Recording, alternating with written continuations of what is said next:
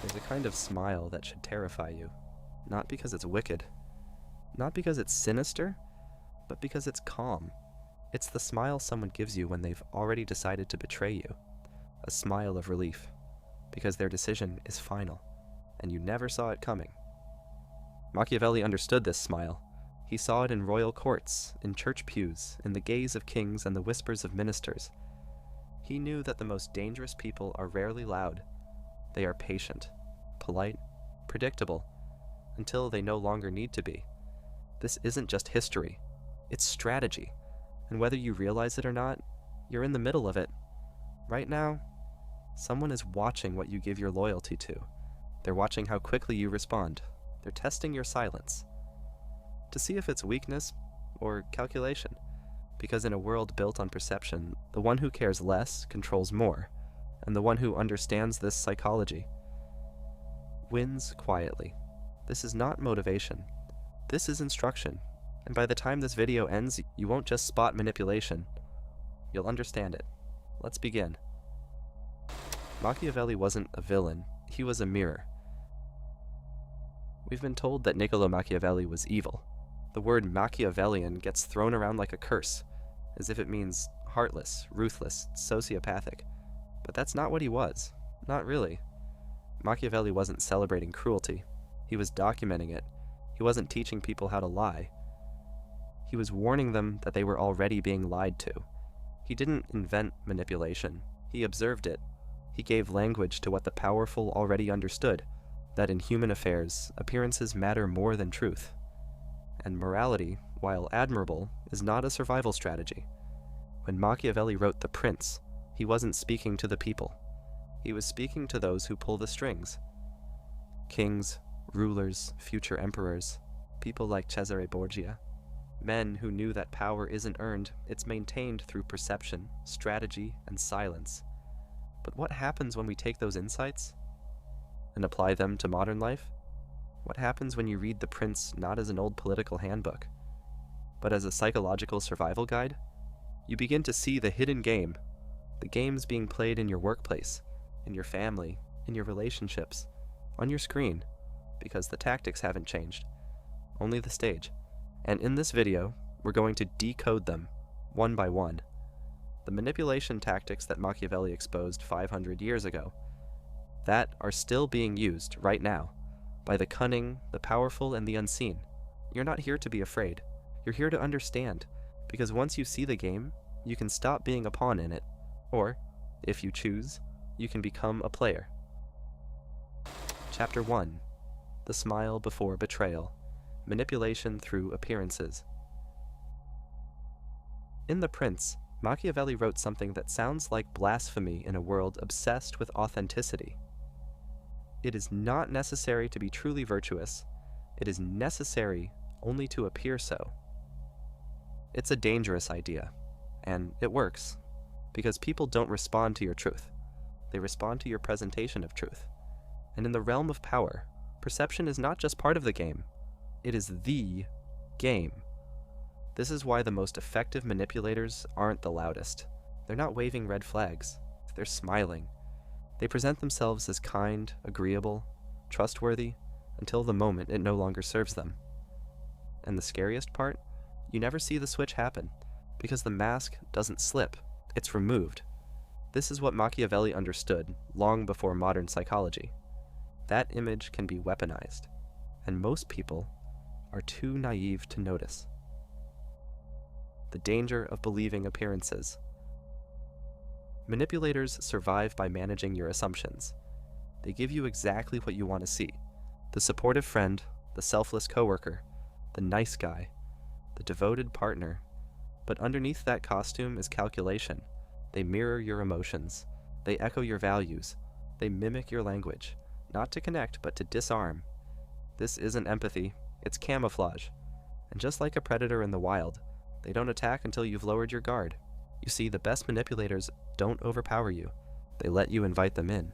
And then, when the timing is right, they take what they came for. The strategic use of reputation.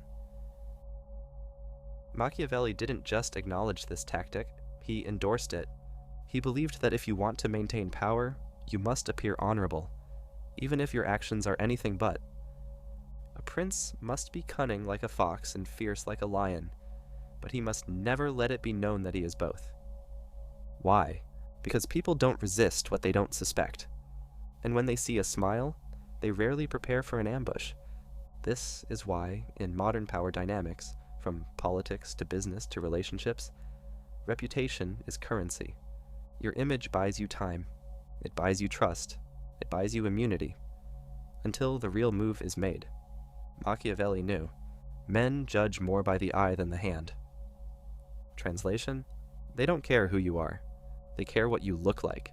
And if you can master the art of seeming harmless, noble, or even weak, you gain leverage, because everyone underestimates you. The psychological armor of niceness. Let's be clear, not every kind person is manipulative, but every manipulator knows how to appear kind. They use niceness as a smokescreen. They disarm with compliments. They feign vulnerability. They pretend to be the victim so they can control the narrative. And when you finally call them out, they'll act shocked, wounded, offended that you would question their intentions. That's the tactic. They reverse the accusation, and suddenly, you become the villain for daring to challenge their image. Machiavelli would tell you, don't fall for the performance. Watch the pattern. Look at the results of their actions, not the tone of their voice. Look at the effect they have on people, not their excuses, because behind that smile may not be goodwill, but strategy. And the sooner you see it, the harder it is to be played. Chapter 2. Control the frame. Why perception is power. Machiavelli understood something that modern psychology only began to articulate centuries later. The person who controls the frame controls the game. It's not about strength. It's not about truth. It's about the narrative, the lens through which people see the world and see you. Whoever controls that lens wins. Let me explain. Power is not force. It's atmosphere. When people think of power, they think of domination. Loud voices, aggressive actions, physical presence. But Machiavelli saw something subtler and far more dangerous. It is much safer to be feared than loved if you cannot be both. Not because fear is more effective, but because fear controls perception. When you're feared, people walk on eggshells around you. They give you space. They assume you're capable of more than you show, and that assumption is everything. It means you don't have to constantly prove yourself. You don't have to argue or explain. You simply walk in and the room reacts. That is atmospheric power. The kind that doesn't shout, it silences. The frame is the invisible game. Imagine two people telling the same story. One frames it as a tragedy, the other frames it as a triumph. Same facts, different emotional response. This is the power of framing, and manipulators use it constantly. They frame themselves as victims so you hesitate to challenge them. They frame others as unstable, so they appear sane in contrast. They frame every conversation so that they are never to blame, always misunderstood. You're not arguing with logic anymore. You're arguing with the frame, and that's why you keep losing. Machiavelli knew this well. He advised rulers not just to control armies, but to control public perception, because perception creates momentum, and momentum creates reality. Appearances are a biological shortcut. Why does this work? Because the human brain is lazy. It doesn't want to assess every person in every situation from scratch. It wants shortcuts, and manipulators give you exactly that. A confident tone equals authority. A tidy appearance equals trustworthiness. Emotional restraint equals competence. These are not truths. They are illusions, but the brain accepts them, and the body follows. This is why the most powerful people in a room often say the least. They don't rush to explain. They let others guess, and in that guessing, people project power onto them. Machiavelli would say, let them underestimate you when it serves you, and let them overestimate you when it protects you. Either way, you win the frame. The frame you must build. Here's the secret. You don't have to manipulate people to control the frame. You just have to become intentional about what you project. Ask yourself, do I carry myself like someone who is desperate to be liked, or someone grounded in their values? Do I speak with the need to be understood, or the confidence to be misinterpreted without flinching? Do I defend myself, or let my silence speak more than words? Controlling the frame isn't deception, it's discipline, because when you stop reacting, when you stop trying to manage how people see you, when you stand still in your truth without flinching, the frame starts to bend around you, and in that moment, you stop being part of someone else's story. You become the author. Chapter 3: Strategic Silence, Influence Without Words. In a world addicted to noise, silence is unsettling. We're taught to fill every pause, to reply instantly, to explain ourselves before we're even questioned. But Machiavelli? He knew the truth that unnerves manipulators and leaders alike. Silence is not absence, it's power, and those who master it rule without ever raising their voice. The myth of the loud leader. Loud leaders burn fast. They dominate meetings, demand respect, make noise, but they reveal too much. Their strategy is exposed. Their insecurities leak out between words. Silence, by contrast, conceals. When you speak rarely, every word carries weight. When you hesitate, people fill in the blanks with imagination. And imagination, Machiavelli knew, is far more dangerous than truth. He who lets himself be feared without hate secures obedience. The key? Let your silence suggest more than your voice can say. The void that reveals everything. There's a reason why interrogators use silence, why therapists let the question hang, why judges pause before they deliver a sentence. Silence creates pressure. It reveals who needs to dominate the space, who can't sit with uncertainty, who will fill the void with their own confession. Machiavelli understood that the most strategic move is sometimes no move at all, because when you wait, people reveal themselves, the insecure over-explain, the dishonest talk too much, the guilty rush to justify. Silence is the mirror that exposes them, without you lifting a finger. Contained power feels unreadable. Here's the psychology. The more unpredictable someone is, the more dangerous we assume they are, and silence is the ultimate unpredictability. It doesn't give you a pattern. It doesn't give you a tone to read. It doesn't let you prepare. That's why manipulators fear those who don't talk much, because they don't know how to control them. If they can't get a reaction from you, they can't pull your strings. That's why Machiavelli valued restraint. He didn't admire the brash king. He respected the one who watched, because the watcher decides when the next move happens. Use silence as a weapon, not a wall. Now, let's be clear. This isn't about stonewalling. It's not about cutting people off or refusing intimacy.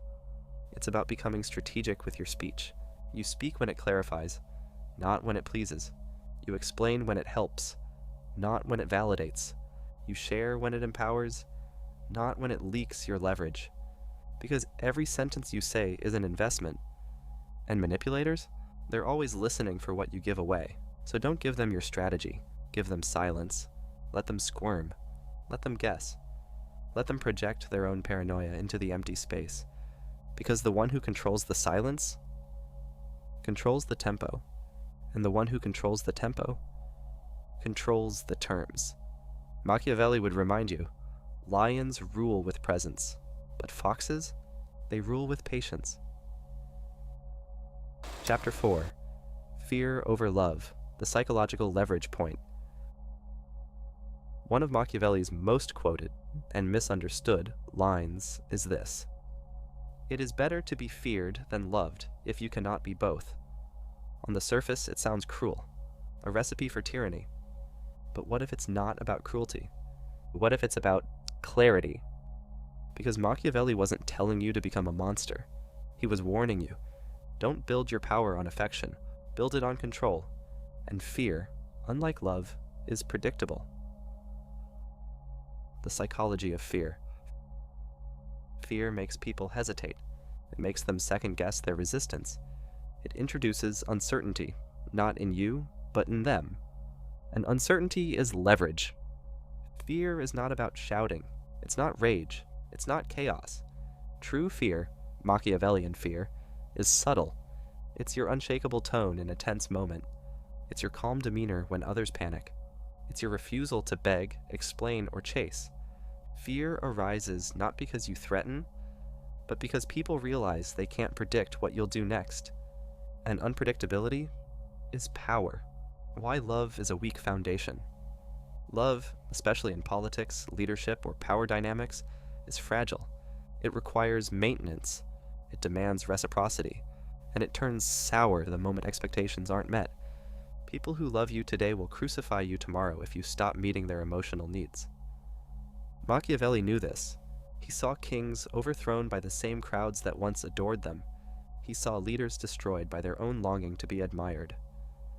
Love is preserved by the obligation which the benefited party feels, but people are ungrateful. You give, and when you finally say no, they call you selfish. That's the trap of love-based power. It makes you emotionally responsible for other people's feelings. Fear doesn't. The aura of intimidation. You don't need to scream to be feared. You don't need to dominate. You need to radiate self-containment. Machiavellian fear is created by being unreactive, holding boundaries without apology, making decisions without explaining every detail, never revealing your full capacity.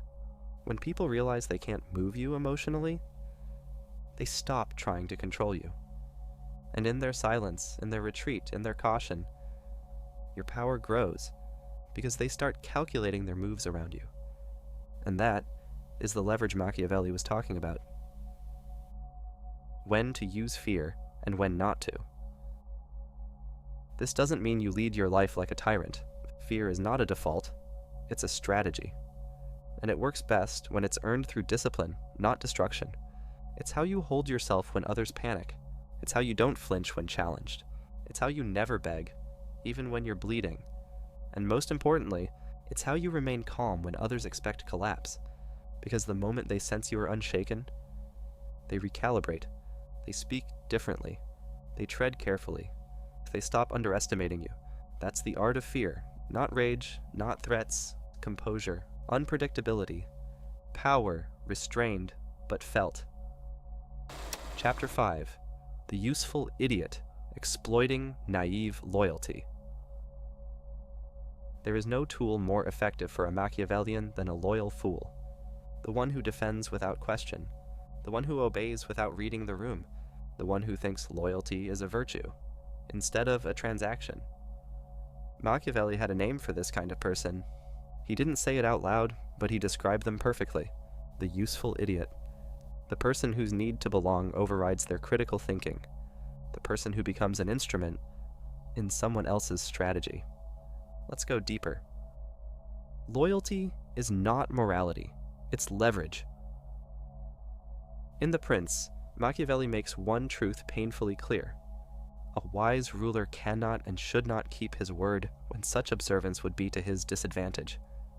That sounds evil, but it's not evil. It's realpolitik, because in Machiavelli's world, and ours, people are loyal not to virtue, but to benefit. Loyalty is conditional. It survives when it's fed. It shifts when the power shifts. And anyone who believes otherwise becomes an easy pawn. This is why smart manipulators cultivate loyalty they do not return. They shower praise. They manufacture closeness. They offer symbolic rewards, just enough to keep you hooked. But when the time comes, they drop you like a burned bridge, and you won't even see it coming, because you thought loyalty was love. How manipulators build their web. Here's how the tactic works. Select the emotionally hungry, people who crave recognition, people who want to prove themselves, people with a hole to fill. Reward their obedience early, a compliment, a spotlight, a promotion. This builds the illusion of mutual trust. Gradually increase their investment. Make them sacrifice. Make them defend. Give them tasks that feel exclusive.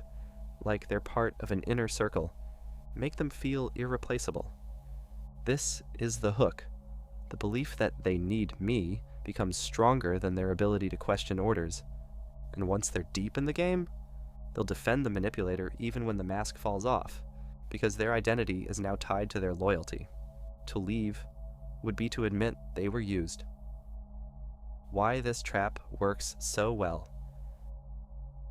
Most people aren't loyal to you. They're loyal to how they feel around you. And if you know how to control those feelings, you can control their loyalty. This is why cult leaders are charming, why toxic bosses are inspiring, why politicians build entire armies of believers. It's not about truth, it's about managing perception, affection, and fear in perfect doses. Machiavelli would say, use loyalty, don't depend on it, because the minute you think someone will stand by you no matter what, you've already given them power over you.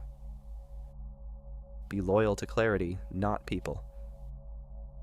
So what do? You stop worshiping loyalty. You start studying it. Ask yourself, why is this person loyal to me? What are they getting? What would make them switch sides? Because if you don't ask those questions, you'll be blindsided when they do. Machiavelli wasn't heartless, he was honest, and his advice, never offer blind loyalty, and never expect it in return. Because the one who stands with you now may already be rehearsing their exit. Chapter 6. Disappear to become desired, the power of absence. In the war for attention, most people make the same mistake. They think more is more. More posts, more calls, more effort, more visibility. But Machiavelli, and every master manipulator since, knew something counterintuitive. Absence is power, not because it hides you, but because it creates demand. The law of diminishing presence. Familiarity breeds comfort. Comfort breeds complacency, and complacency kills power. This is why the court jester can make the king laugh, but never earns respect.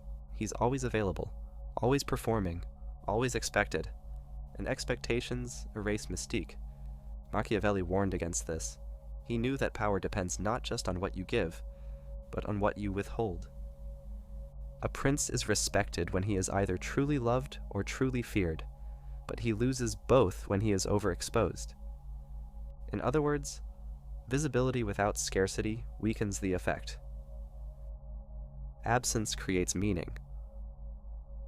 Why do we value the people who disappear? Because they force us to imagine them, to chase them, to need them. Their silence makes noise. Their absence takes up space. Think of the mysterious leader who rarely speaks, yet whose words are quoted like scripture. Or the friend who stops replying, and suddenly becomes the focus of your thoughts. That's not emotional manipulation. That's positional leverage. When you're always present, people assume you'll always be there. But when you withdraw intentionally, even briefly, your value multiplies. Why? Because people now feel the weight of your silence. They realize your presence was not guaranteed. It was chosen. The psychology of scarcity. Humans are wired to value what's rare, not what's good, what's uncommon. This is why luxury brands limit supply, why artists go dark between releases, why the most powerful people in the room often speak last. It's not about ego, it's about calculated withdrawal. Machiavelli would tell you, let yourself be seen only when the timing enhances your presence. Appear, disappear, and appear again, greater. This creates event energy. You become a moment, not a habit, and moments are remembered. Habits are overlooked. How to disappear strategically. Let's get practical. Absence doesn't mean ghosting. It means disruption of pattern. Here's how to use it. Leave before they expect it. End the conversation first. Walk away while your value is still rising. Don't wait to overstay. Silence after impact. If you just delivered truth, made a bold decision, or created emotional resonance, go quiet. Let it echo. Withdraw during chaos. When people expect you to react, don't. When they expect a counterattack, vanish. Re-emerge with elevation. Don't return the same. Return clearer. sharper, more aligned. Make your next appearance feel like an evolution. When used with precision, absence reframes you. You are no longer common. You are chosen. You are remembered. Because the mind doesn't crave the loudest voice. It craves the one it can't quite pin down. Chapter 7. The final move, walking away without losing power. There is a moment, not of weakness, but of clarity, when you realize the real power isn't in winning the game, it's in knowing when to walk away from it. Machiavelli saw this not as surrender, but as evolution. When you no longer need to manipulate the board, when you no longer fear being forgotten, when you no longer chase approval, loyalty, or control, you become something else entirely, sovereign. The strength in not reacting. Most people lose power in the final moments, not because they're weak, but because they don't know when to stop playing. They argue one comment too long. They beg for one more chance. They defend a reputation they no longer need, and in doing so, they hand over the last of their leverage. But those who walk away, without flinching, send a louder message than any confrontation could. They say, I don't need your validation. I don't need to win. I choose freedom. When you leave, leave fully. Machiavelli didn't write about ghosting. He wrote about calculated exits that close chapters, that punctuate presence, that leave an impression not of defeat, but of decision. To leave fully, you must. Be emotionally resolved. Expect nothing from those who remain. Offer no explanation beyond your presence. This is how myths are formed. Not from perfect endings, but from sudden disappearances that leave others reflecting, questioning, wondering. The mystery you leave behind becomes more powerful than anything you could say. Detachment is the highest form of mastery. At the core of every Machiavellian strategy lies this truth. The person who needs nothing cannot be manipulated. When you no longer need to explain, you speak with clarity. When you no longer need to be seen, you become unforgettable. When you no longer need to win, you become untouchable. That is the essence of strategic detachment. It's not apathy. It's alignment.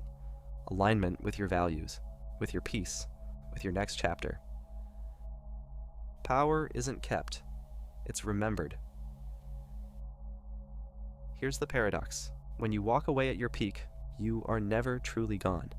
People talk about you. They wonder why. They reanalyze every moment you were present.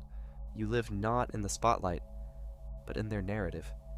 And the narrative you leave behind is worth more than the attention you gave. Machiavelli understood this deeply. A prince must not only keep his hands clean, but know when to leave the stage while the crown still shines. Because the one who exits with grace rewrites the rules for everyone left behind. The Machiavellian Awakening. You were not born to play small in other people's games. You were not made to dance for crumbs of validation. You are not here to explain yourself to those who misread you on purpose. You are here to observe, to learn, to rise in silence, and to leave, not to prove your worth, but to protect your peace. When you understand how manipulation works, you don't need to become cruel. You become clear, and in that clarity, you find the one thing every manipulator fears, a sovereign soul who cannot be controlled. Because power isn't loud, it isn't reactive, it isn't dependent. It's the quiet presence of the one who walked away, and never needed to return. If something in this stirred you, if you saw yourself reflected in the shadows of these strategies, then you are already on the path of awakening. This wasn't just a breakdown of Machiavellian tactics. This was a mirror, a map, a warning, and a weapon. The next move is yours, and sometimes the smartest move is to walk away without a word.